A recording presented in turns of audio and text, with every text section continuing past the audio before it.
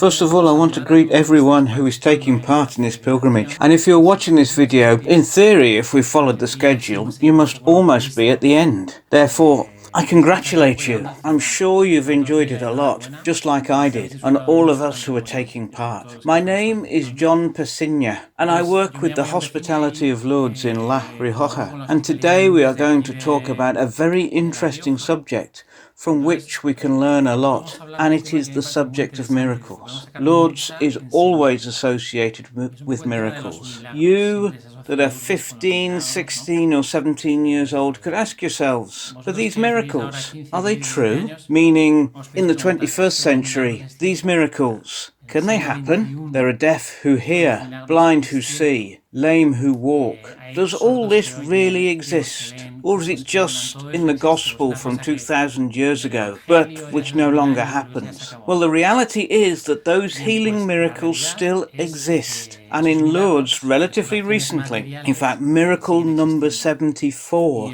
has been certified. When we say certified, we don't mean certified by the church. That wouldn't really mean much. But they are certified by scientists and doctors that have ruled that a healing doesn't have a scientific explanation. So miracles are still happening. One could say, well, yes, but there are not that many, considering the millions of people who have come through Lourdes in the last 100 years. 74 miracles are not that many. And this might be true, but the reality is that even if there was only one is enough. So I would go a step further, and that is, the miracles are not the foundation of our faith. We don't go to Lourdes in search of the miracles to confirm our belief. It is not about saying, I had a shorter leg and now I have a normal leg, so now I believe in Jesus. Our faith is not based on that. I will speak about what is faith and what is it based on, but also what is not faith, based on conversations I've had with you and can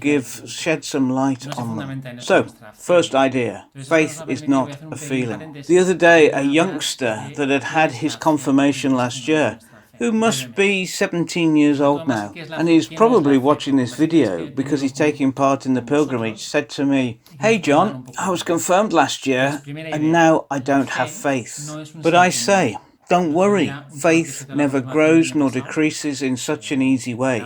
Faith is not a feeling. Faith is not that I feel like going to Mass. Faith is not that I feel like praying. Faith is not that everything that has to do with God fulfills me in a sensitive way. That is not faith, and that's a very common mistake.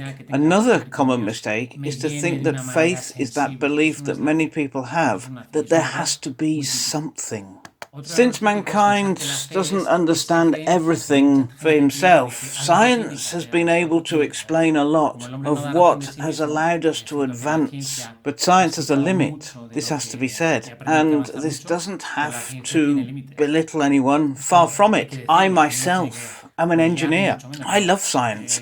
I love the scientific language, and it's easy to know that science has its limits. Science will never give an explanation for the sense of man here, how life began. Among many things, it will not be able to explain. Well, faith is not that belief that many people have, that there has to be something. Faith is to accept that God has revealed himself. God has manifested himself. God has shown himself and has showed himself in a very particular and specific way. And that is, he has showed himself as love.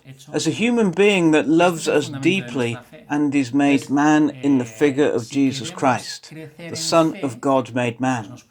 This is the foundation of our faith. So if we want to grow in faith, it can be very helpful to read the Gospels.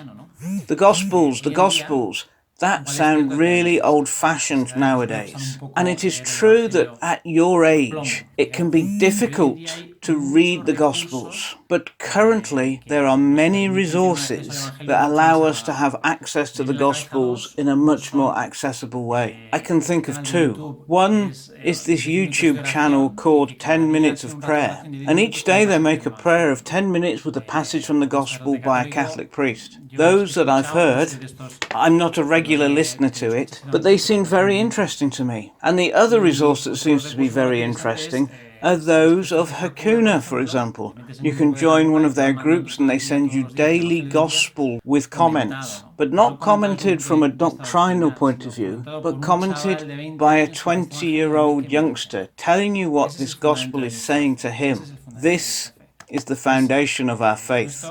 With this, I'll start wrapping up the ideas that I want to convey. Miracles do exist. Material miracles exist, but they're not the most important ones. The most important miracles produced in Lourdes are spiritual ones. Conversions, changes of heart, which is what Jesus Christ has come to look for. Jesus Christ, since as the Son of God the Father and the manifestation of a being that loves us deeply, what he wants is our heart. He doesn't want our feelings. He doesn't want our body to be perfect. He doesn't want us to be free of diseases. He doesn't want us not to go bald. We go bald and that's fine. Therefore, there are miracles, but they are not the foundation of our faith and are not needed. One of the most beautiful things in Lourdes is to see a lot of sick people, or people with some type of physical disability, that don't come to Lourdes in search of a miracle. I imagine that in the bottom of the heart there's always that possibility. And if it happens, great. But above all, they go to be with the Virgin and to be able to see that in a very graphic way. There is a movie that came out last year that is entitled Hospitable, that I have seen many times. I get excited every time I see it. I highly recommend it, and it shows this. There are miracles of conversions in people that go to Lourdes when they go to meet the Virgin, because they see a real presence of the Virgin in the grotto. Well, I don't know if this has been a little deep. We were going to talk about miracles and ended up talking about faith and what I look for with a miracle, because Jesus has not come to this life for it to be all perfect. I hope I have helped you a little bit, and have courage for what is left, the small amount that is left of your pilgrimage. I hope you've enjoyed it. I hope that it was worth it. I have enjoyed it a lot.